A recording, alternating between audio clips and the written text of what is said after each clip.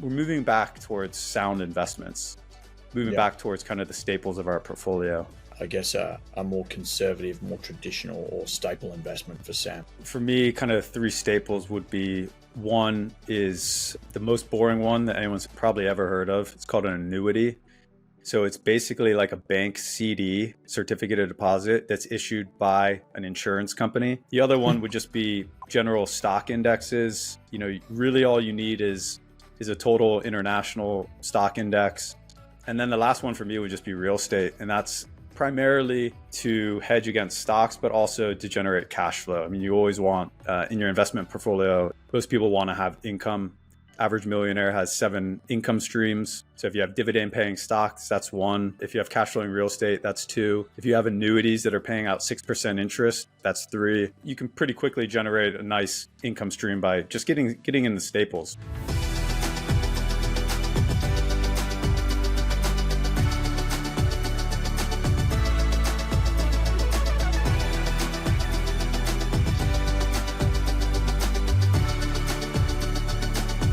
Hello everyone, and welcome to another episode of Humans a Flipper. Welcome to Sam Marks, who has been with us a number of times on various podcasts and video series that we've done. Quick introduction to Sam. He founded Europe's largest e-cigarette brand and become a global investor. And he's now host of a really successful podcast that you should definitely check out. It's called Invest Like a Boss. No doubt you've seen it. It's really cool because they talk a little bit like we do to entrepreneurs and investors alike and get their wisdom, get their investment advice, and hopefully help many of the community out there make sound investment decisions. So Sam's an interesting guy.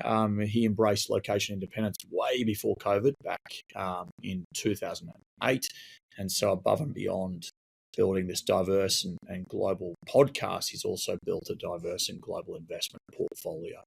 So today we're going to delve into his own investment strategies, and we'll look at sort of the complexities that the marketplace is throwing up related to the economic changes and macroeconomic landscape, get some sense of what Sam thinks, and hopefully generate some wisdom for you all out there. So Sam, thanks so much for joining us, mate. It's really good to see you again. Good to see you as well. But I think it's been maybe 4 years since we chatted last. Yeah, you were a presenter on a COVID-19 virtual conference we had called Own Your Future, which went really well at the time and obviously provided some wisdom during a challenging economic climate and a bit of confusion for all of us. But it's frankly, even more confusing now, I might say. So, hopefully we can shed some light on what you think about the world that we live in now and the investment journey that you're on. Where are you in the world, Sam? I'm in Bangkok right now. How long have you been living there? It's been probably 3 or 4 months now. It's not a permanent home. It's basically, I decided kind of in March 2021. Oh, so what year are we? Yeah, last March, going back just over a year, that I was going to take kind of a proper sabbatical, or like I know it's like super common with Aussies and Europeans as well, and Canadians to take a year off, usually like a gap year after high school or after college. And I never did that. I just went straight into startups ever since I was freshman year of college, 18 years old.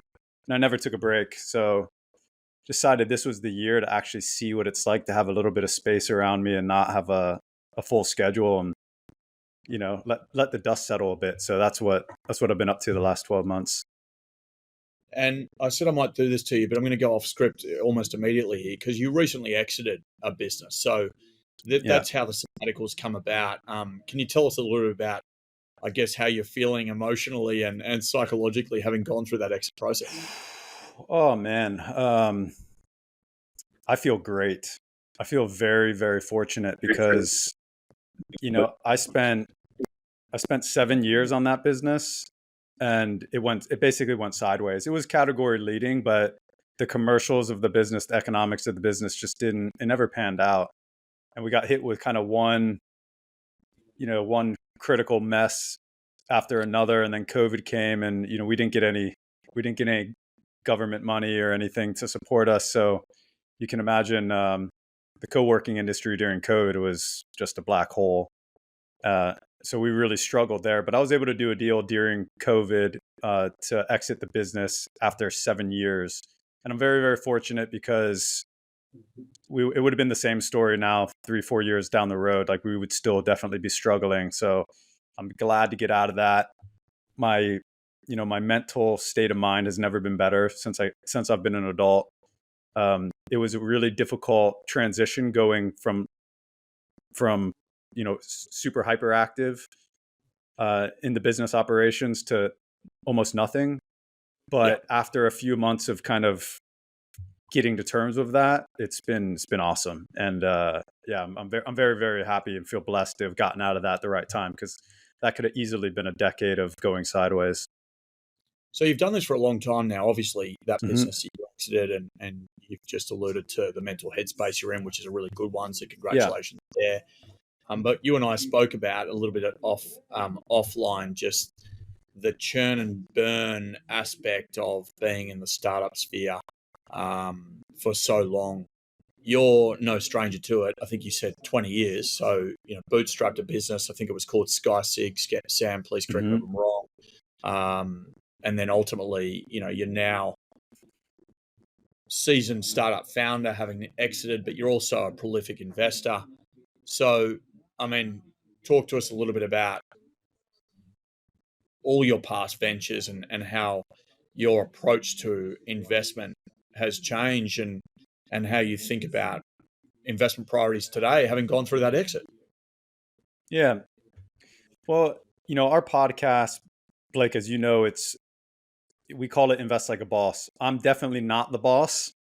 I consider everybody in the audience a boss, all the listeners boss, all the people that we interview bosses. I mean, all I am is a guy trying to figure it out. After my exit, I realized how complicated and intimidating investing is, and it's for a reason. It's actually Yeah. not that complicated, but people that produce most of the material out there try to make it complicated because guess what? They get your money to manage. And after my exit, I put some money with an investment manager, and I did not enjoy the process at all. In fact, I lost quite a significant amount of money with them. But along the Oh, no. way, it was just the words and the lingo and everything they used it was intimidating, and I didn't feel comfortable with it. And I thought, this is no way to go through the next 30 years of my life, like feeling like this, having someone else manage my money. I need to figure out how to do it myself. And I wanted to share that journey with the audience because I knew I was going to make a crap load of mistakes, and Yeah. hopefully I could save some people from making similar mistakes along the way, and also use the platform, frankly, as a way to speak with and interview some of the brightest minds in finance out there.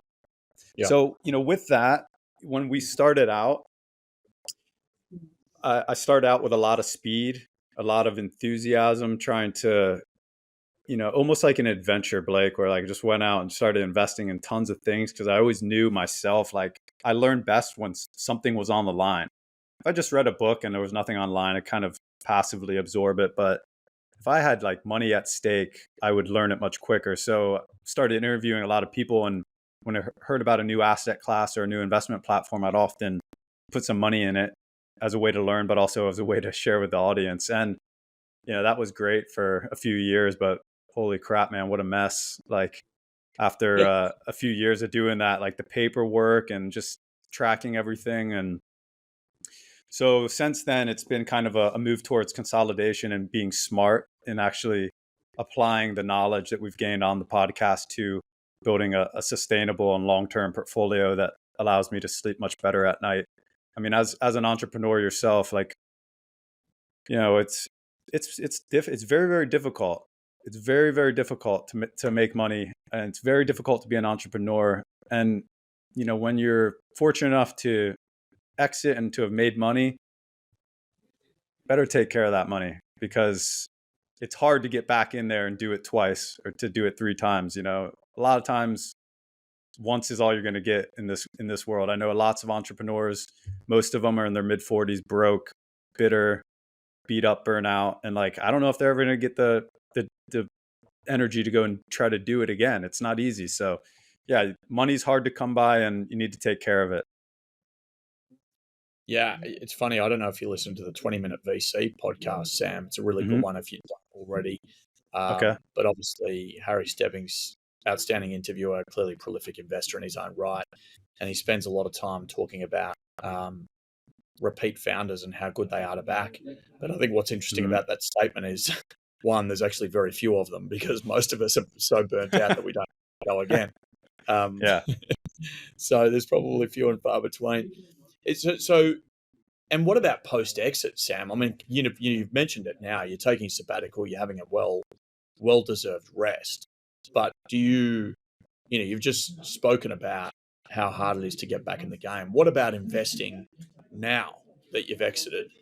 Have your methodologies and your thought processes changed? Are you even investing right now? Like, how do you perceive the marketplace for someone like you and the opportunities for someone like you? Yeah. I mean, it's amazing going back and all the knowledge that we've gained in the last 7 or 8 years of running the podcast. And I mean, running the podcast is one element, but really investing in quite a variety of investments and platforms and across different geopolitical areas.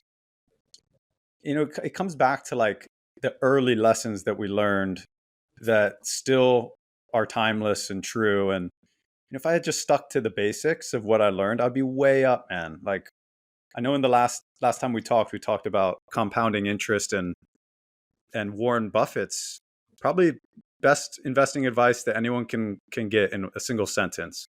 Put 90% of your money in the S&P 500, 10% in US Treasuries, or you just have it in cash, and get back to work.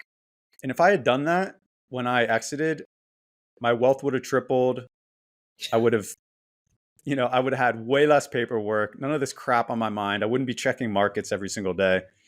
Um, and I don't regret any of that, but that's good advice. So I'm actually making a move now back kind of towards that. In terms of overall strategy, nothing much has really changed. We're in a different part of the business cycle right now. I think if anything, we've just learned in the last couple of years how much control the Fed has over the world and economies and currencies. I mean, they're getting exactly what they want. Like a lot of our listeners, people are moving out of a lot of the risky investments, altcoins, alternative investments into high yield savings account, 5%, 6%, almost risk free, almost no paperwork. I mean, that's exactly what the Fed wants, and that's what they're getting. But on the downside, it's been brutal for startups. A lot of investment platforms like peer-to-peer lending. We had Peer Street go bankrupt this year. AHP Servicing is a big one of our listeners. They've just stopped paying. Some of the alternative real estate funds have stopped paying distributions. Not really clear what's going on there. Yeah.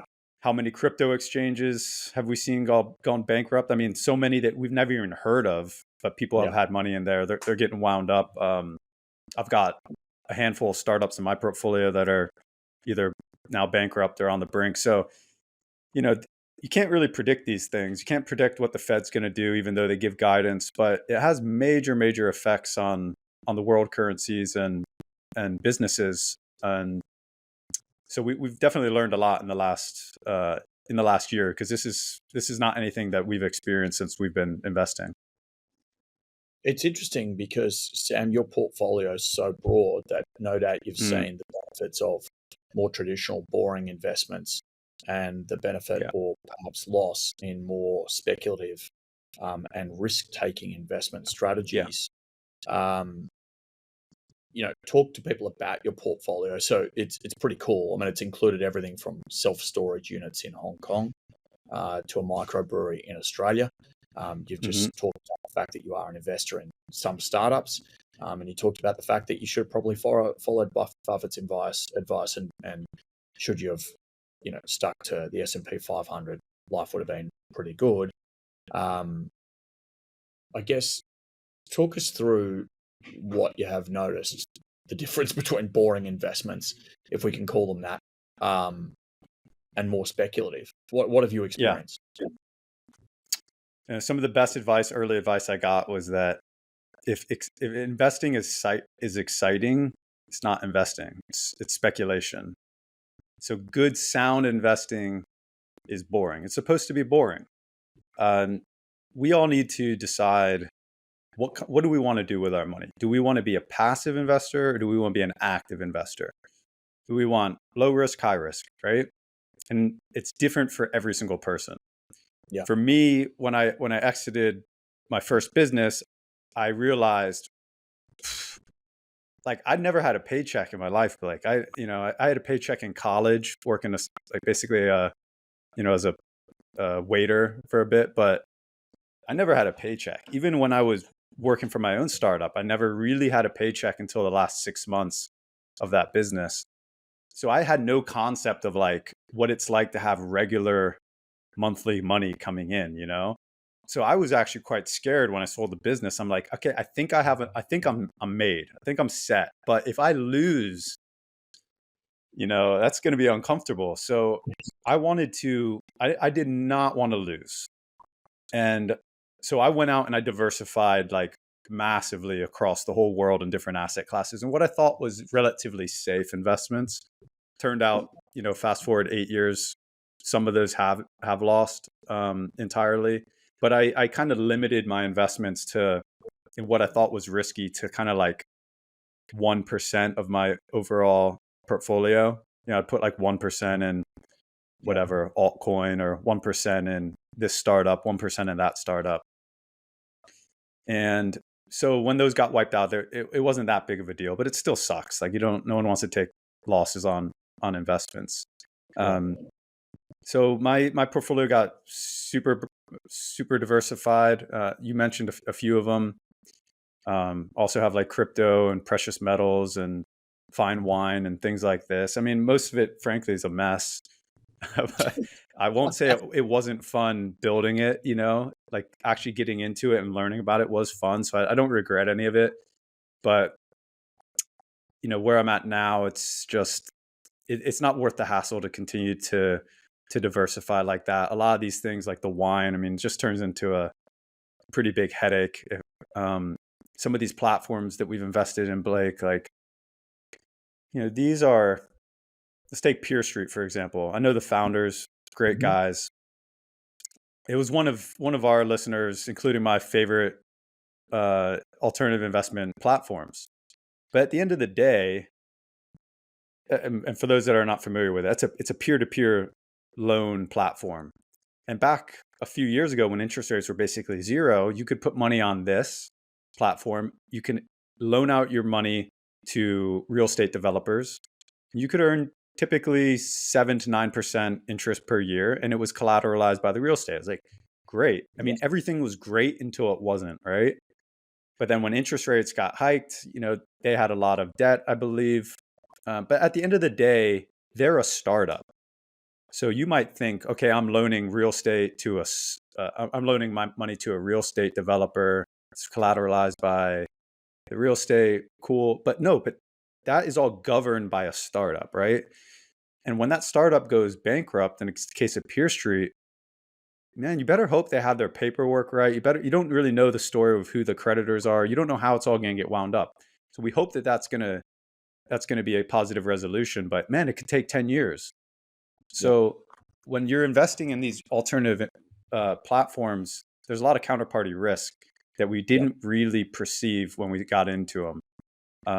So I think between the three of the hosts of our podcast, we've got at least 6 investments in some of these platforms that are now bankrupt, or you haven't heard from them or whatever. So these are big processes too. But like I was in Mt. Gox, which was a Bitcoin exchange, 2013, that went bankrupt in Japan.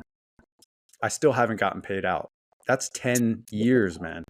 And it's not like you just sit and wait. You have to pay attention. You have to comply with a lot of different documentation.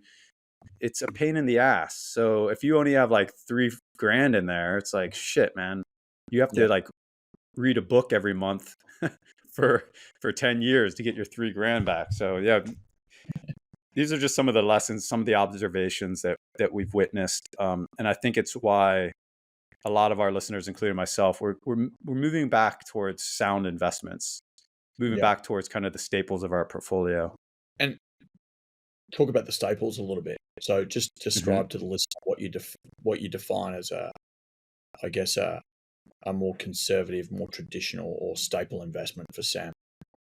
Yeah, I mean, for me, kind of three staples would be one is the most boring one that anyone's probably ever heard of. It's called an annuity.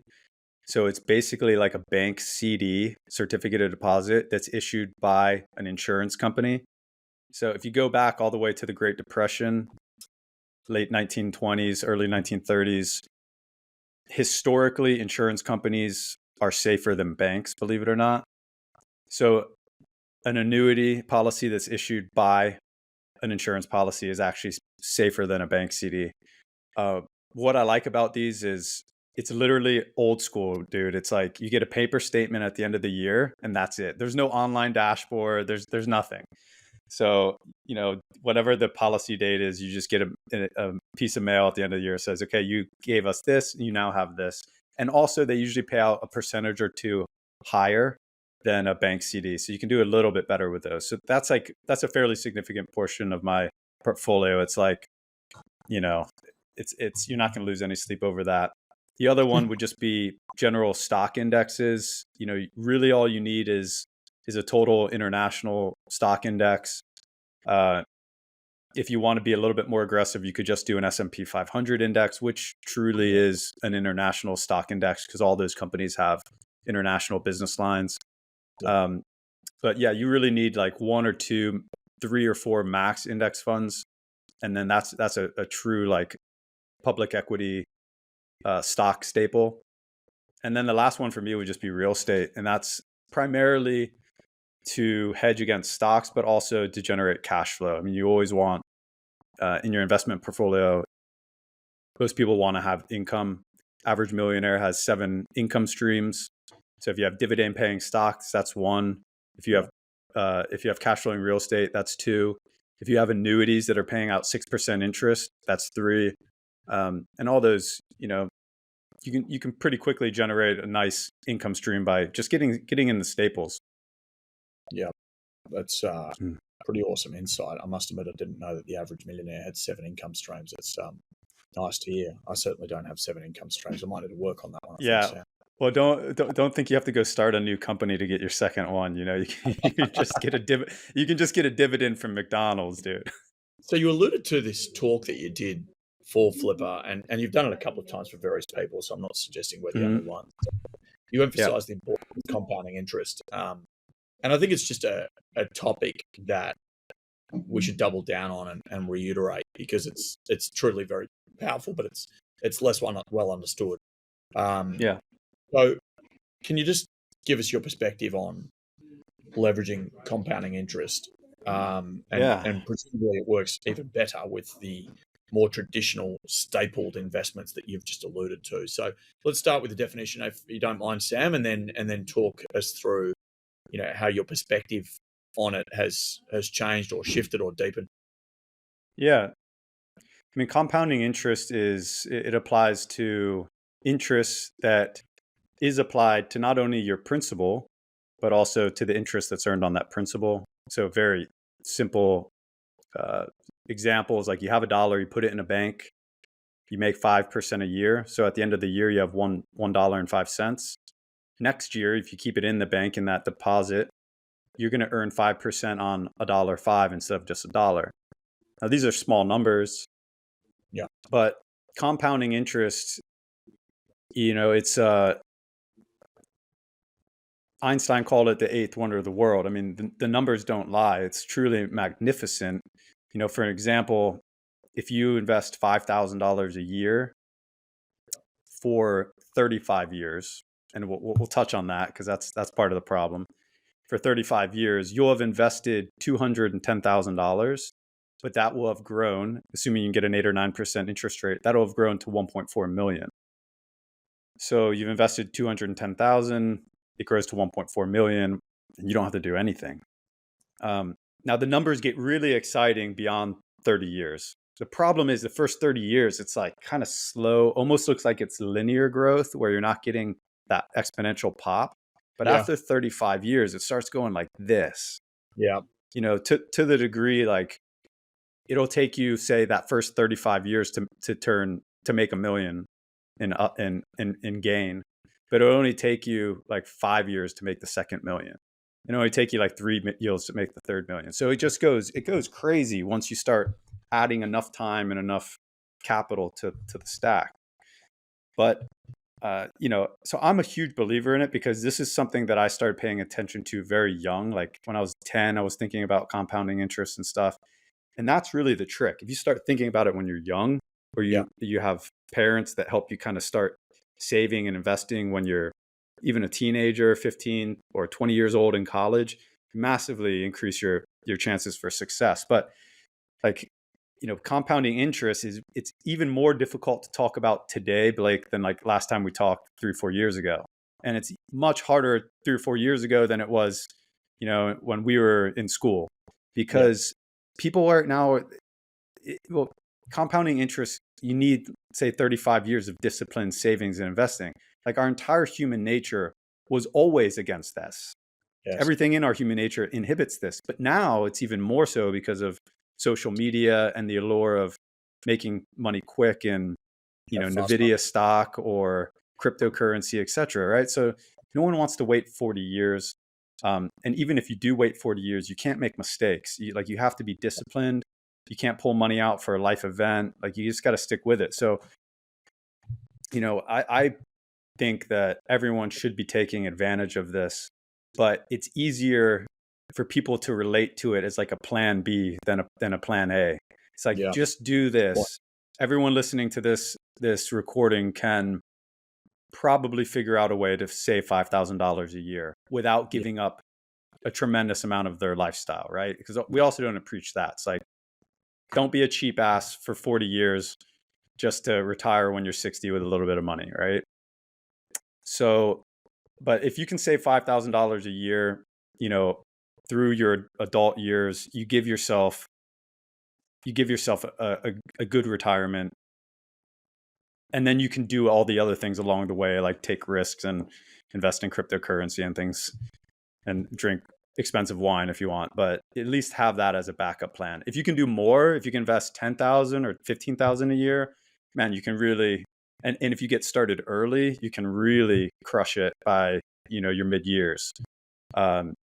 So back to your point about the staples, the most historic investment to take advantage of compounding interest is the stock market. That is because historically you can make 8% as long as capitalism prevails. I think no problem making 8%, during our lifetimes. And it's usually pretty tax efficient, especially if you can find a way to invest it through a retirement fund. In America, we have what's called a Roth IRA, which you can contribute about $6,000 each year to, and it grows tax free, and you can take it out in your retirement years tax free. And so, how much of that discipline have you lived by, Sam? My dad, believe it or not, like when I used to work side jobs when I was after high school, 13, 14, 15, work in a restaurant, work at a golf course. Yeah. And I'd make 5 or 10 grand a year that I didn't really need to. I didn't need it, because I had allowance also doing house chores. And when you're that age, you're not spending much money. So I had some money at the end of each year, and my dad actually convinced me to put it in a Roth IRA, which like is very hard to convince a 16-year-old to put money in a retirement savings account that they can't touch until they're like 58 years old, right? But I actually started doing that for a few years. And then I stopped like once I got to college or like 5 years after college. But that money had still grown a lot in those years. I was amazed. So once I started putting money back into it, I already had a decent chunk of money that was like my base. So I'm so thankful that my dad, encouraged me to do that. And since post exit, I've continued doing that. I continue putting money in my retirement account each year. I love making tax-free money. I love some of my money growing tax-free. It's like a beautiful thing for any of us that pay taxes, which are all of us, I think. It's great having some of your money that's growing tax-free. It's just beautiful. So yeah, I'm sticking with it each year. We'll just labor the point for everyone out there. So I think if you invested $5,000 in the S&P 500 for the last 20 years, call it an average annual return of 10%, you will have made $315,000 on a 100K investment, Mm-hmm. which is great. But as you said, it really pops after that. So if you can figure out a pathway to a 40-year investment thesis, 5,000 annually for 40 years, being a $200,000 investment would be worth $2.434 million at 10% annual. Yeah. So there's the pop, and it's really material. There's a pop. And then, what we try to figure out is how do you get ahead of that? How do you shorten that time frame of 35 years down to 20, right? Because, frankly, 20 goes by is pretty damn quick, right? But there's lots of different techniques you can have. I mean, right now, it seems like technology is where all the growth is. Like medical companies, they just don't get rewarded in capital markets like technology companies do. It's like if you look at Moderna, which is a big American pharmaceutical company, they created the vaccine for COVID. Yes. During like the COVID era, Moderna only grew like 15% in stock valuation, but they produced pretty much the vaccine for most of the world.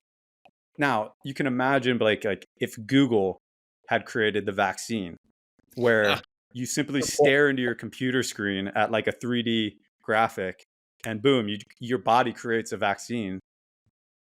Google's $1 trillion market cap probably would have doubled, right? Like, so technology companies just get rewarded in capital markets. There could be a bubble, but I think all the growth is coming from technology. There's a great technology index called VGT, Vanguard's Technology Index. When you look at the year-over-year performance of that, it's incredible compared to even the S&P 500. So, we preach like long-term, you want to hedge towards technology. Yeah. A lot of people are playing in, crypto, and I don't love crypto, but I don't discredit it as a way to make money. I mean, I've done way, way better picking crypto than picking stocks over the last 8 years. So I don't discredit it as a way to make money. And it's very difficult to tell people not to, let's call it speculate on crypto, because there's so many get rich stories out there. And there's lots of lost stories, lots of painful stories, but there's a lot of get rich quick stories. So it's hard to tell people not to play with a little bit of their money in it. And so you and I have touched on this, and we're not about to give advice to a parent to go and invest in crypto on behalf of their child who's an infant. And you've mentioned Vanguard's Technology Index, you've mentioned the S&P 500. But I suppose if you think about those people who are new to investing, and let's say they do have that long-term advantage, we're going to go back to a long-term investment thesis and strategy. And I guess in summary, we're talking about a small amount over a long period of time gets you the returns you want for your child's future. Is that what you're suggesting? Is that what you've preached? Yeah. I mean, I don't have kids myself, Blake, but I had parents that encouraged savings to me at a very young age. And the good thing is if you have kids, and you want to help them out for their future, you don't need to make speculative investments on their behalf because they have enough time. If you have a 5-year-old kid and you're able to set up a savings account for them or even a retirement account for them, again, like just talking about the US, if you want to have a tax-free retirement account, you need to actually earn money.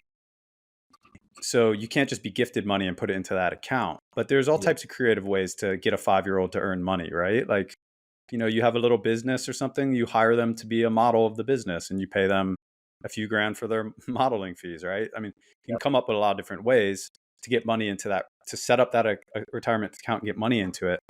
And if you just invest in, I would say you want to be super diversified, invest in a global stock index. Starting now, by the time that kid's 25, they're going to have a big base of money. And then they're going to go work for 10 or 15 years on something. And by the time they're done with that, they're going to have $1 million or more in their retirement account. And so you've mentioned a number of different asset classes, which I think is really fun because half of these people wouldn't have even been aware of, and we're not encouraging. We're not actually giving investment advice. We're just having a chat about what we think Sure. is fun to consider and think about as opportunities for ourselves, Hmm. so for our listeners out there. So you've got the insurance annuity, you've got the S&P 500. You mentioned Vanguard's tech index. I think Hmm. you've mentioned wine. Hmm. You off a couple of platforms. Endorse these. Well, don't endorse these platforms, but mention these platforms. So where do you invest in wine? Where do you do that, Sam? That became a big mess. I'll just preface that. Um, I think a lot of people got very interested in alternative investments over the last, well, since we started the podcast. There was all these new technology platforms that were bringing, let's say, democratizing asset classes that most of us didn't have access to before. If you wanted to invest in art, Yep. like how do you do that? If you have a portfolio under $1 million and you're not a art expert, like how would you do that?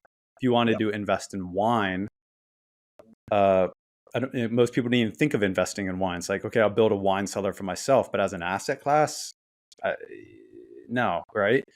So we started getting excited about these companies. We're like art. There's a company called Masterworks, where they're professional art dealers. So they go out and vet the art for sale. They buy them, they store them securely, and then you can invest in a fraction of like a Van Gogh. You don't have to buy the whole Van Gogh. It's $20 million.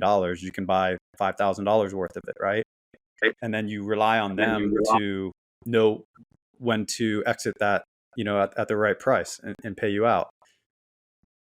So wine was like similar, because wine, there's a big issue with provenance, like is it real, and how it's been stored, like is it good, right?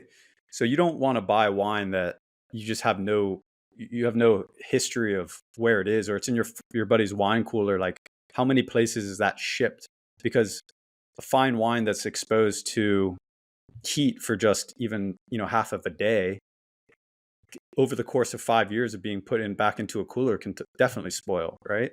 So you want to buy wine that has either never left the actual chateau, like it's still there, Yeah. or it's gone directly from the chateau to a temperature controlled, professionally managed warehouse where it's never left. That's the best wine to buy. So there was a company that was going out and basically like, building a platform around all that type of wine.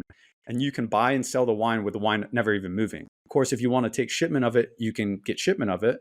But really, it's more of an investable asset. It's like, okay, I want to buy these 50 cases. They're just going to sit there in my account. I know they're in the warehouse. And in 5 years or whenever you want, you can sell that wine. Yeah. So it all sounded beautiful. It's like buy fine wine, ship fine wine to myself if I want to drink it, or sell it for a profit. And like my strategy was, I'm going to drink the profits. I'll put in X, and every year, if that grows by 8 or 10%, I'll take that profit as a shipment. Right. So I thought it was really fun, but turned out like, this particular company, just, it was, they just didn't live up to kind of the expectations of what they could do. And I don't know if they're going to go bankrupt. I won't mention them, but they're definitely not operating well. So now I ended up taking all the wine that was in that account. I thought they might go bankrupt, and I'm like, all right, I have to figure out my own warehouse for this, figure out how to ship all the wine from that account into my own warehouse in London. And so now I'm like sitting on 300 cases of like some of the world's best wine, and I don't know what to do with it, man. I don't know how to sell it now, right?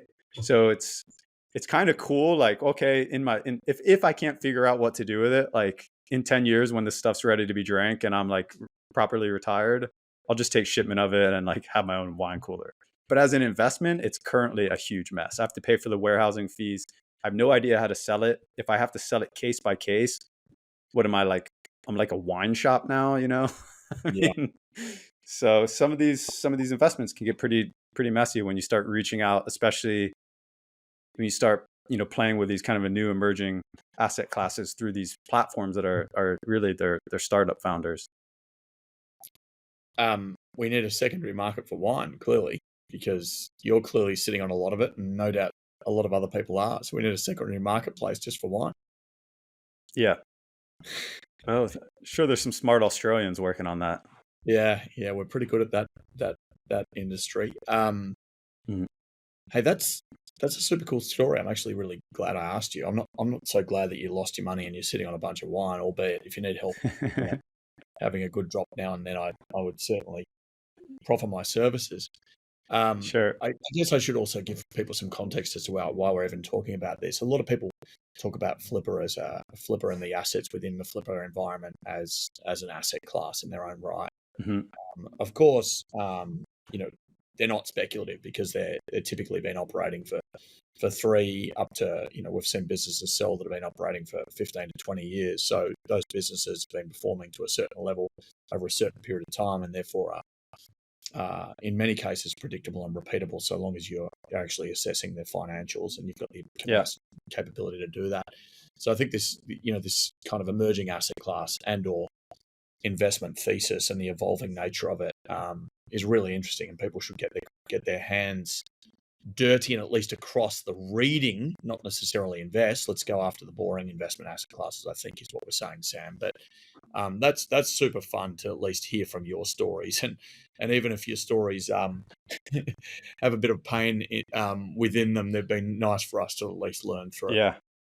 And so Yeah. you've you've you've talked about the significance of keeping investment strategies really simple. You've talked about the S&P 500 and more traditional asset classes and investment strategies.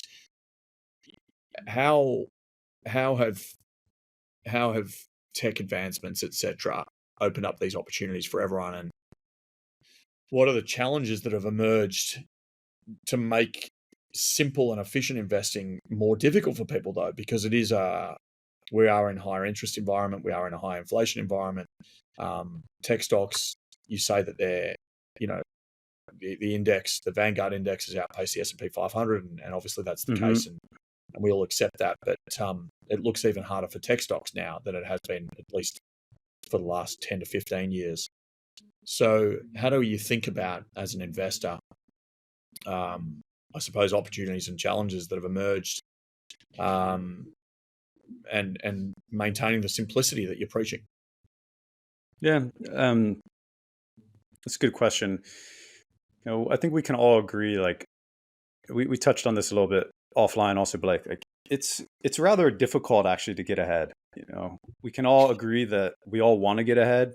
And I think throughout the course of most of our lives, like we're able to increase the standard of living, and we feel like we're getting ahead. But really, like, did we ever get out? Like, did we ever fully escape? Mm. Uh, whatever you want to call it, the treadmill, the Rat race, race.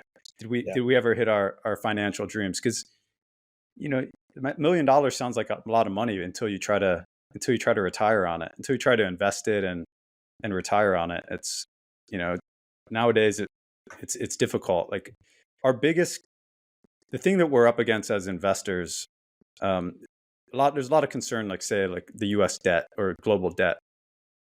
I actually just spent the last like couple weeks researching it because I was getting into this habit of trying to diversify like massively outside of the US dollar and get into a lot of different assets in different countries that dividend in different currencies. And I'm like, man, now it's like it's taking up all my time, it's taking up all my mind, and it's creating another mess. You get in these cycles. Like it's just like, man, got to report back on all these current like different dividend currencies and convert them to US dollar at the time of the dividend. And it's like, dude, it's a mess. So I started researching the US debt. And my takeaway is that the US debt's not actually a problem. It's a big, ugly number. And it's almost impossible to convince the public that it's not going to be a problem because, we all balance our household budgets, and businesses balance their corporate budgets and stuff based on one rule set. But the money issuer has a different rule set. Yeah. So I don't think there's a scenario where actually the US government is going to default on debt and that we're going to have this major debt crisis. What we're going to have is inflation, which is what we have now. We always have inflation for the most part in developed markets, save Japan. But that's kind of the race. And the US Fed has a dual mandate of keeping inflation rates manageable and prices stable, and keeping employment in this kind of range. It's not actually max employment is not their mandate. It's like keeping it within this range, which keeps things fairly stable and growing. So, but inflation at like 5, 6, 7% is brutal, because it's almost impossible to get ahead with any type of normal investments. Yeah. So, I think back to the basis. It's difficult to get ahead. So if you do everything that we talk about, like invest in the S&P 500, diversify, generate some cash flow and stuff, you do everything right and you don't have any losses, it's still difficult to outpace, to get ahead, to get financially free in like your 30s and 40s, which is why look around, man. There's a lot of people that work remote now, like in their 30s and 40s. There's not a lot of people that are fully retired. There's just not. Like, I mean, how many do you know? None. Do you know? Not that. I know. I mean, all the people that I went to school with that were doing like startups in college, I'm like, man, these people are going to be billionaires by the time they're 30. Like, they're all burnt out and beat up, man. I hate to say it, and a lot of them are broke. Yeah. So it's difficult. Like, a lot of what we preach on the podcast is like, don't lose, because if you do nothing, you lose. If you would just put your money in a bank account and you're making 0.5% interest or no interest, you're losing a lot. You're losing 5% a year minimum. If the Fed says interest rate or inflation is 3%, like, don't believe it. Look around. So your purchasing power is getting diminished by the day. So you have to do something to just kind of go along and maybe outpace inflation a little bit. But if you want to win, how do you get ahead? Entrepreneurship, real estate's a great one, because you can actually borrow against your real estate. It's like one of the few things that banks will finance to help you get ahead. You can do the kind of frugality, disciplined saver approach. Is what my co-host does. He's had a lot of success with it, but you got to compromise a lot. You got to be a cheap ass a lot of times. And then you got to look to tech and crypto. And that's why, like, these, people get so excited about technology companies, technology stocks, and crypto, is because it's giving people a way to get ahead. There's a lot of risk involved with it, but man, anyone in the world can buy crypto at any time, 24 hours a day. And then there's skills that you can learn. You can learn to do option trading. You can learn to do Forex trading. Some of these active skills, I don't do any of them, frankly, but I know a lot of people that do very well, man. Like, significant wealth generation, not full time. It's like a side thing, and they do very well. So there's ways that you can get ahead, but we can all agree we want to get ahead. It's not easy. So I think you got to, for most people, you got to be smart. You got to get a long-term investing portfolio together that's going to take advantage of compounding interest, has a very disciplined approach to it. And then for most people, whether you want to recommend it or not, we won't recommend it, but most people are going to take a portion of their money and they're going to speculate. They're going to bet on some tech stocks. They're going to bet on crypto. They're going to invest in startups. I mean, I still invest in startups regularly. It's a lot of fun. It's hard to pick winners. But if you look at my overall portfolio, like, I'm heavily tilted towards technology simply because of my startup investments. Like, none of them are cash flowing, like a lot of the sites that you guys deal with, but they're all, some of them have cash flows, they just don't distribute. But yeah, almost all of them have a technology element to them. You mentioned that Johnny, your co-host of Invest Like a Boss, and remind everyone to go check out Invest Like a Boss. Pretty awesome podcast. Listen to it myself. Have done so now for about 3 years. You'll learn a lot. It's fun as well. Just the topic nature, the nature of the podcast is fun. But you mentioned that Johnny is pretty frugal. The opposite of that, I don't know if this is what you mean by it, but describe what you mean by an inflationary lifestyle. And I guess avoiding that to be able to achieve financial goals. Yeah, I mean, we can all agree, like, as your wealth increases, as your income increases, there's a tendency to spend more money. And that is not something that you need to stay away from, because let's also all agree, like, we need to enjoy life as much as possible. But that can really get out of hand. So as you start to make more money, just, keep track of your monthly expenses and see what you're spending more money on. You can still drink good wine, you can still have a nice car, but there's so many decisions that are totally unnecessary that, that money would be better put aside without sacrificing or compromising on a good lifestyle. Yeah. So yeah, there's two ends of the spectrum. There's kind of the cheapo frugality, which, there's times and needs for that, but I think as like a lifetime strategy, it's not ideal. And then there's the the inflationary lifestyle where just every time you have more money, you spend it. So it's kind of about finding the middle way, in my opinion. Round us out here, Sam. So, reflecting on your awesome entrepreneurial journey, as you mentioned, you've Mhm. recently exited, you're taking a bit of a sabbatical, you're living in Bangkok, you got a bit of free time now, maybe bit of free mental space. What you've had all these lessons, obviously people on the podcast, but also your own investing journey. What's the most unexpected lesson you've learned, and how has it shaped your approach to both business and the investment decisions you make?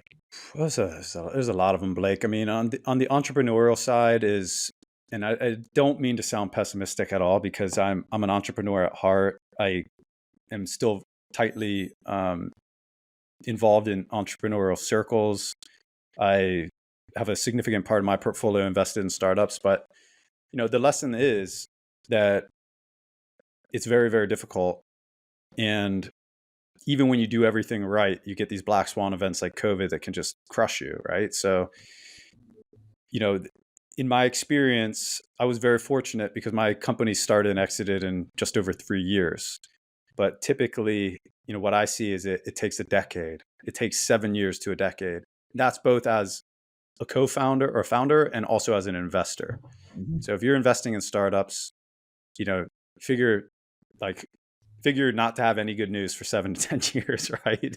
And as an entrepreneur, equally, be very thoughtful about what you're doing, because these things can be, again, I don't want to sound pessimistic, but have to be fair with the listeners. They can also often end up being prisons where you build a startup because you want happiness, you want more freedom, you want freedom of lifestyle, you want freedom of your finances, you want to build it, crush it, and be out.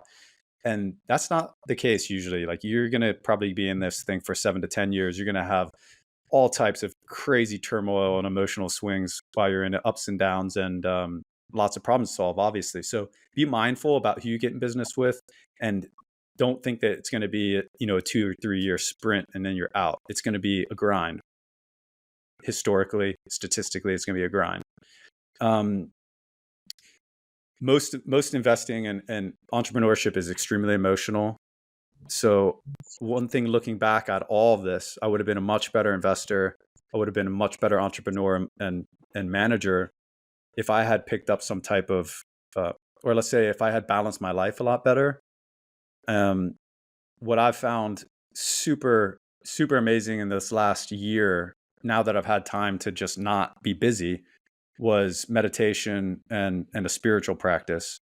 And there's no going back. This is always going to be a core piece of my life going forward. Like, if I don't meditate an hour a day, I feel myself getting more antsy and anxious, and negative emotions of all types kind of coming on.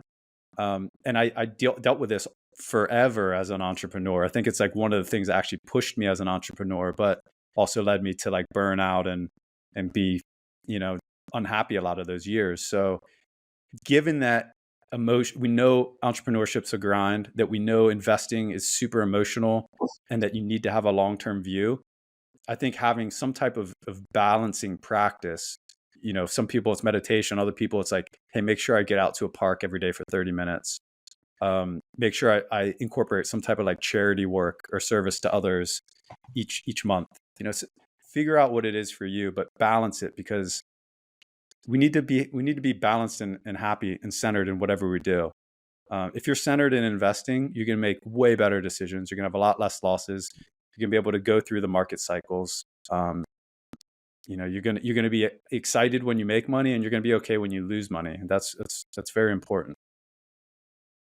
Yeah, I think one of the key pieces to that is the ability to buy yourself a bit of time to think better and make better decisions there for the company you work for the startup you're building, for the investment decisions you're making. So really nice way to round up, Sam, and thank you so much, because Yeah.